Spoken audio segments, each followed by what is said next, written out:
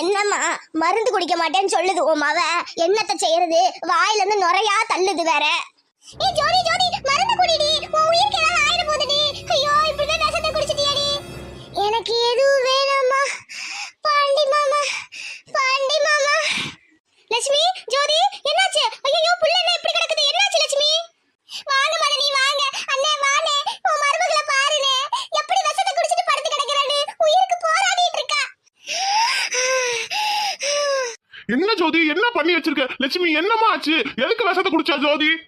அண்ணே நான் என்னத்த சொல்லுவேன், பாண்டி பாண்டின்னு புலம்பிட்டு இருந்தா. இப்போதைக்கு பாண்டி மாமா கல்யாணம் பண்ற இதுல இல்லடி, கொஞ்ச நாள் பொறுடி பண்ணிக்கலான்னு. என்ன நினைச்சாலோ ஏது நினைச்சாலோ காலையில விஷத்தை குடிச்சிட்டா போல, நுரையா தள்ளுது. ஏமா ஜோதி இப்படி பண்ண? பாண்டி உனக்கு தான் நான் சொல்லியிருக்கேன்ல, இந்த அத்தையை நம்ப மாட்டியா? லட்சுமி அவளதான் ஆஸ்பத்திரி கூட்டிட்டு போலாம்ல, இப்படி புள்ளைய படுக்க வச்சிருக்க.